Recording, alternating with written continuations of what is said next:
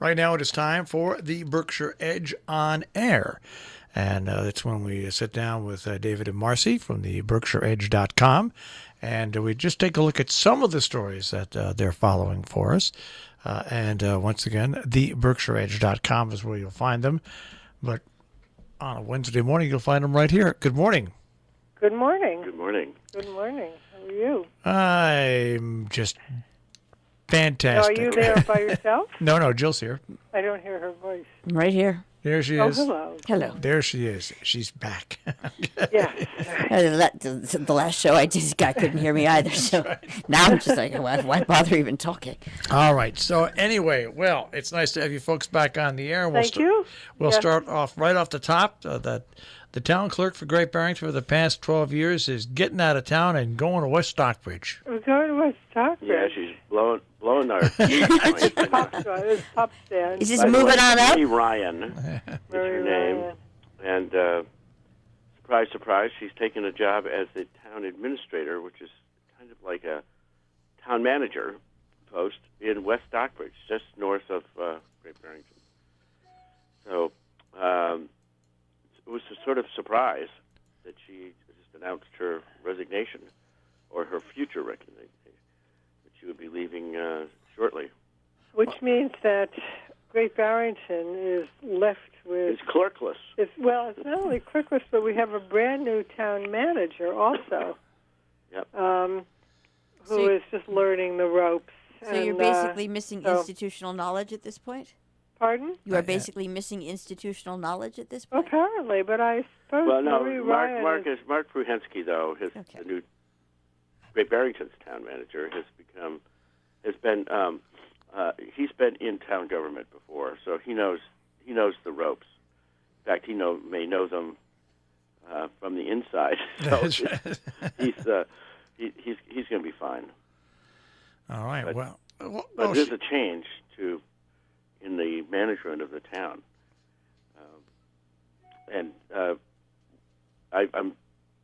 I don't think anything is really going to change too much, but we'll see. All right. Well, speaking about not much change, 50 years of having Construct around? Yeah. Oh, yeah. That's a really lovely story. I mean, Construct has just been a terrific institution in Great Barrington and in South County.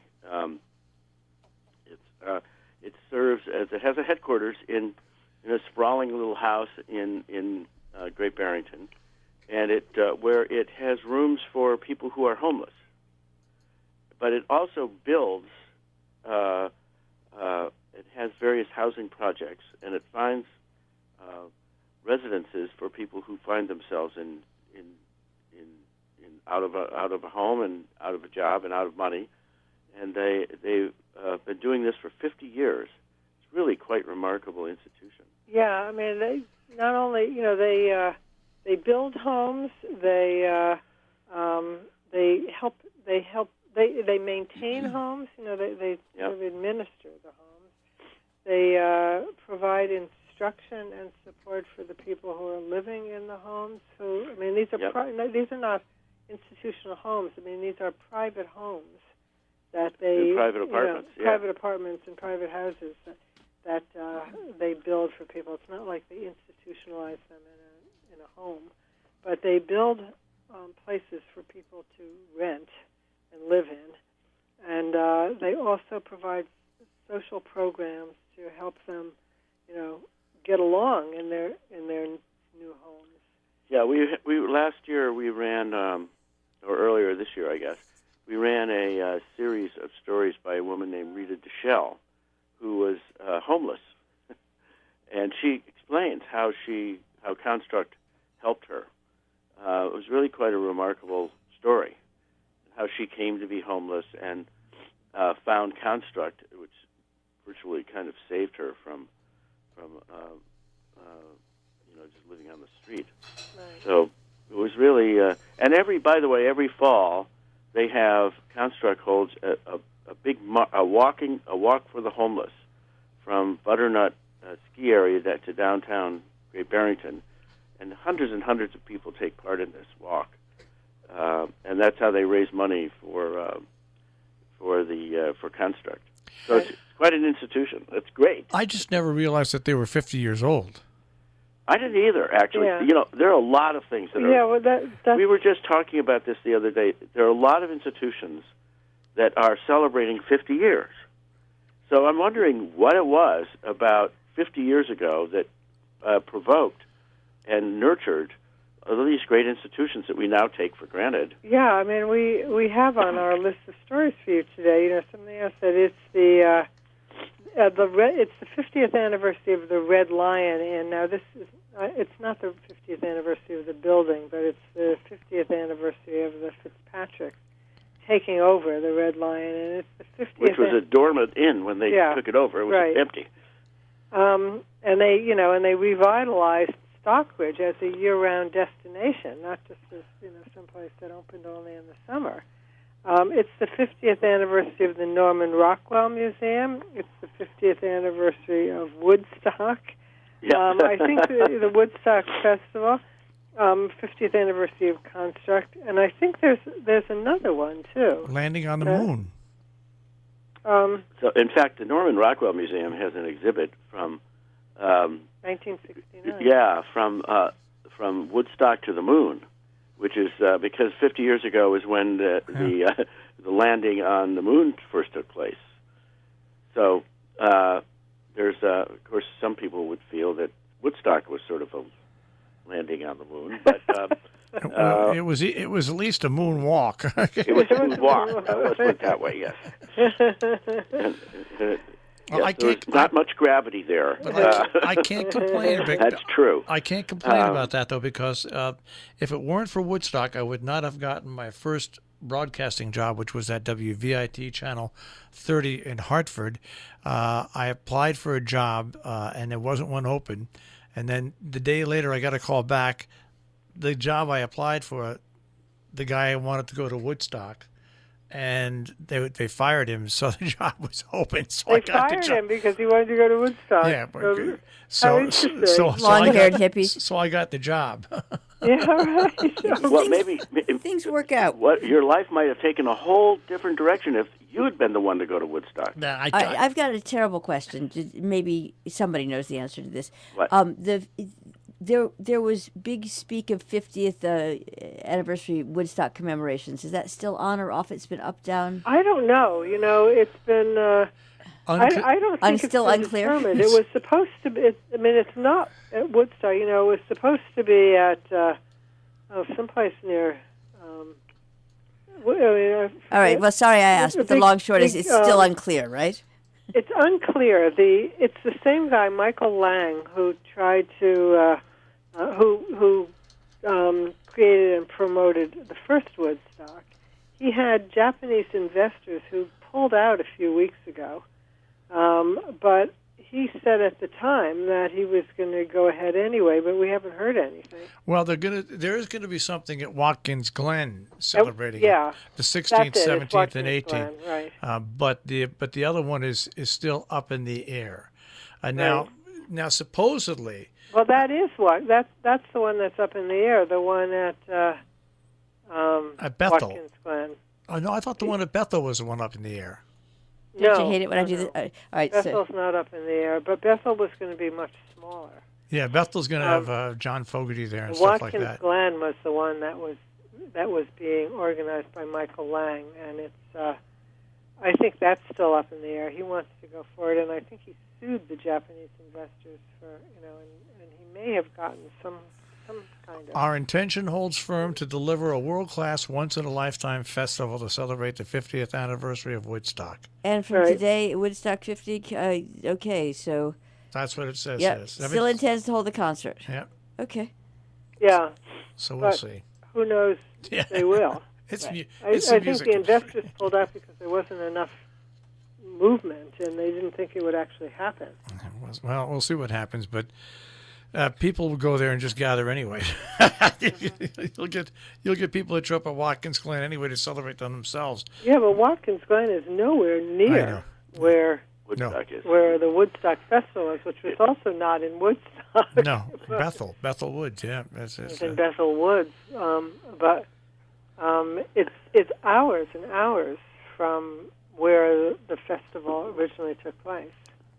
Well, when you have the name, I guess when you own the name, you can have it any place you want. Yeah, well, I guess he held the name, right? Yeah, you could have it in Vermont. That's exactly right. There is a Woodstock, Vermont. All right. Speaking about Woodstock and getting high, Yes, I was going to say it's a great lead into I like this, the cannabis culture. the cannabis culture. Yeah. Yes, it's high times in Great Barrington these days, And the environs. and the environs, right? Yes, we have. It just we have not only do we have 4, 5 pot shops in Great Barrington now, and but we have the neighboring towns are catching on, you might say, and to this opportunity, and a new one has been approved in Lee, and then, but it is quite remarkable the number of people that line up at Theory Wellness, which was the first one to open. Well, they're still the only one open. They're still the only one open, right, in the immediate area. Yeah, right. Yeah. So far. Yeah, there's a steady line of people there. It is. Yeah. It's a steady line of people too. Rain, blazing hot sun. It doesn't matter. There's a steady line there. Yeah. Right. It tells you something. I don't know. Or it's an unsteady line. I don't know, but in any case, it does seem. There's not only is there one opening up in Lee called Canna Provisions. I love those names. Well, there's going to be one in Sheffield. Sheffield. We had an article about but Equinox Farm in Sheffield has been given a license to grow marijuana. Now, what's interesting about this is that the owner of Equinox Farm, Ted Dobson, was arrested years ago for growing pot in his arugula. And I'm not kidding. He was I think at the time he was a selectman in Sheffield and had to resign his post because in his arugula he had planted a bunch of pot plants. And his arugula, by the way, is very famous. I mean, you can get it in Guido's and at the co-op. Well, now we know why it was famous. Slightly spicy, slightly more peppery. What? I said slightly more peppery. Well, you can smoke his arugula. Okay. It's salad. It's really good. But the state police operated a real hunt operation. They had a helicopter fly over his farm with thermal imaging cameras, and apparently the green of marijuana has a certain kind of resolution on their cameras, and so that's how they spotted it. Isn't that interesting?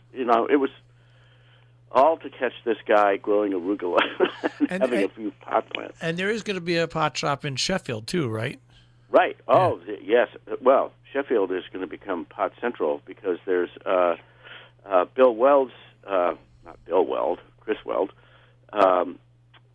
is having there's going to be a pot shop and a growing facility in Sheffield as well.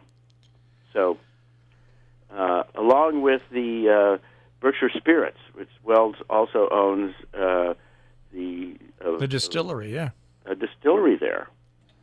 So, I don't know what's happening to the economy. I guess the economy in Berkshire County is becoming quite different from depending on beer, distilled spirits, and pot. Right. I guess it goes along with our recreational economy. Yes. I think that's what we have to say. It's no longer a tourist economy. It's a recreational economy. But it will bring the tourist in as well. Experience is good. It'll bring the tourist in as well. Hey, I think the tourists are going to come from neighboring New York State and Connecticut. Well, all they have to do is drive across the line, and they're in paradise. Well, just imagine, some guy in Maine look at his wife, says, "Hey, let's go on vacation this year. Let's go to Great Barrington, Massachusetts." Yeah, and get stoned. And we can imagine we're anywhere, right? All right. Speaking about Great Barrington, Massachusetts, and the environs, the BIFF, Berkshire International Film Festival, this past weekend. Oh yeah, it concluded. It was a jam-packed in the town for the film festival, and we had a preview of all the films last week, but now we're running reviews of some of the films, and one of the interesting ones that we just ran this morning, actually, is a film called Ophelia, which is a reworking of Hamlet's Shakespeare's Hamlet, rather, and from the point of view of Ophelia, which is really the reviewer gives the film a mixed review, but says that the younger generation would really love this. So, I guess we'll have to go see it and see whether he's right. I don't know. I think I'll hold off on that and see what the critics say. Okay. Okay. Really? Yes, well, really. he is a critic, so he's already spoken. He's already spoken. And it looks really interesting, actually. So I think when it comes around, you have some time, by the way, to mull this over, because it'll have to be really in general release. It'll probably come to the triplex maybe again, the triple X as they call it, as we call it. It might even show up at the movie house. Because they. Well, that's it. That's the triple X. Yeah. So the triplex. Yes. No. I'm thinking about the movie house in Millerton. Oh, the movie house. The movie house in Millerton. Yeah, they run a lot of films like that. Yeah. Yes, possible. Right. Yeah. All right. Well, with that being said, we are going to move on to, and I like this, everything is tied up in smoke here. Housatonic residents turned out in force to object to converting abandoned paper mills into marijuana-growing greenhouses. Oh, for heaven's sakes, yes, this is true. In Housatonic, there are looming over the center of Housatonic are these abandoned paper mills that have been there for, well, far more than 50 years. And they and people have over the years have tried to find various uses for them. They have been used as film studios for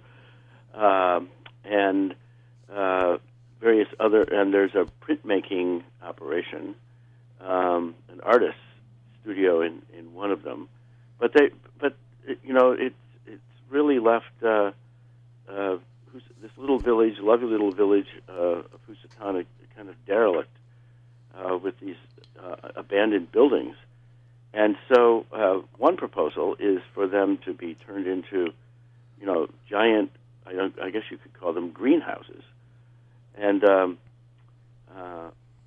residents of Housatonic are ironically, came out in force to object to that. Well, here's what they should do. They can have the best of both worlds. They're abandoned paper mills, for gosh sakes. Start building, roll your own papers in these paper mills. Well, there's a thought.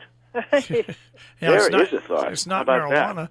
That? I mean, there's still a substantial amount of people that don't like to smoke out of pipes. That they like to smoke, to roll their own. So there you go. You got paper mills. Right. Well, that's true. Wow. There's an idea. I think you should propose that. I just did there. He thinks we should. That's right. Oh, he thinks we should. Oh. Yeah. But we're online. We're not on paper. But they're not either. But in any case, so it's ironically that's another town and another aspect of this cannabis culture is it's not all wine and roses, I guess. Well, it's interesting because it shows the conundrum that's out there. Look at New York State, where they legalized marijuana and counties are backing out of it. And Connecticut, our state legislature has decided not to act on legalizing marijuana just yet. So it looks like Great Barrington and Sheffield will be hotspots for at least a year to come. Well, I'm not sure that's well. Okay, we'll see how it works out.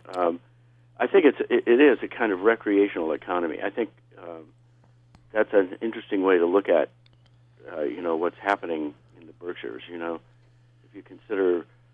you consider entertainment as recreation rather than and this cannabis culture as recreation, that's what we're about. Well, you're not that far off, because look at Connecticut and Massachusetts.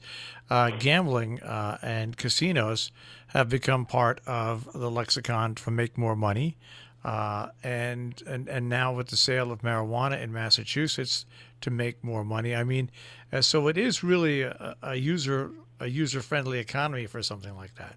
Yeah, it is. But we'll see. We'll see. It'll be interesting a year or two down the road when all these places open up, to see who survives. Yeah, exactly. That's right. Because I'm wondering whether there's a market for all of them. I mean, there are 4 or 5 of them that have gotten licenses in the general Great Barrington area. I think as long as New York and Connecticut don't legalize it, there'll be room for everybody. But the minute Connecticut and New York gets in on the act, then I think you'll see the shedding. You're going to have some sort of what's the opposite of some sort of consolidation. There'll be instead of a fire sale, there'll be a smoke sale. Right, you can have bidding wars, and then you can play the movie Up in Smoke with Cheech and Chong. By the way, speaking of humor, tonight at Simon's Rock. No, it's not tonight. It's next week. It is. Yeah, no, it's the 13th. No, June. It's Dark Meat on a Funny Mind. Oh, sorry. Yeah. The not tonight, but this week we had an interesting play about Richard Pryor, which was given its premiere at Simon's Rock. It was a local faculty member at Simon's Rock wrote this play about Richard Pryor, and it's supposed to be just hilarious. Is it tonight? No, it was last night. So it's, but I wanted to mention it because it'll be produced again, and it's very funny, and it's well worth going to see. All right. Well, these stories and more, of course, 24 hours a day, 7 days a week, theberkshireedge.com. We will speak to you guys next week. All right. You betcha. May I make one last plug you should look for our magazine, which is out in high-traffic locations in Millerton, Salisbury, Canaan. It's called BerkshiresCalendar.com. That's right. Wherever cannabis is sold. That's right. It's all over then, huh? All right, yeah. That's right. And it's a great guide to the season. All right. So check it out. All right. Yep. We will speak to you guys next week. All right. Okay. Okay. Take Bye. care. Bye. That is the Berkshire Edge on air from the BerkshireEdge.com.